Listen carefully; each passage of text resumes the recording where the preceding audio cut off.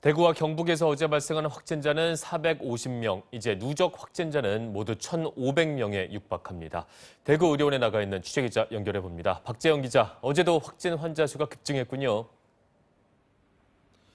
네, 그렇습니다. 신천지 예수교는 그제 오후 8시 기준으로 코로나19 1차 검사를 받은 사람이 1,848명이라 밝혔습니다.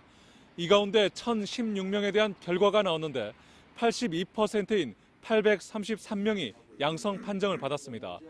권영진 대구시장은 어제 황교안 미래통합당 대표와 만난 자리에서 대구의 코로나19 누적 확진 환자가 2,000명에서 3,000명은 될 것이라고 전망한다고 밝혔습니다.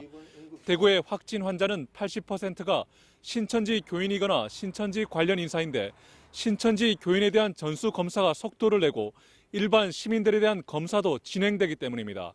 질병관리본부에 따르면 어제 오후 4시 기준 코로나19 확진 환자는 대구 1,132명, 경북 345명입니다. 네, 어제 대구에서 또 사망자가 발생을 했는데 병실이 없어서 자가격리 중이었다고요. 네, 어제 숨진 사람은 74살 남성입니다.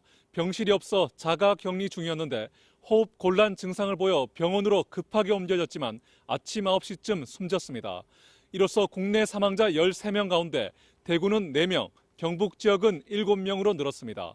기저 질환이 있는 확진 환자는 빨리 선별해 먼저 입원시켜야 하는데 입원 대기 중인 환자가 수백 명에 달하고 하루에 100명 정도만 입원이 가능한 실정입니다.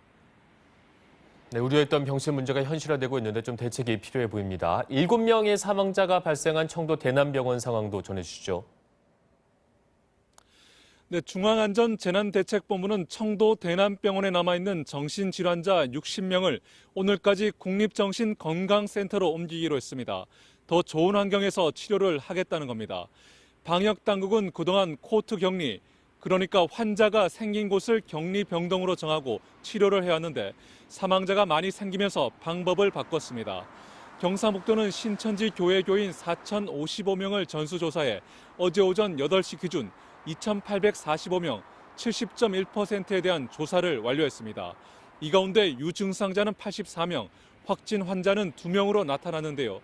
경상북도는 신천지 교인을 전수 모니터링해 도내 사회복지시설, 노인 요양시설 등 집단시설 종사자 77명이 교인인 것을 확인하고 이들을 잠정적으로 업무에서 배제하기로 했습니다. 지금까지 대구의료원에서 MBC 뉴스 박재영입니다.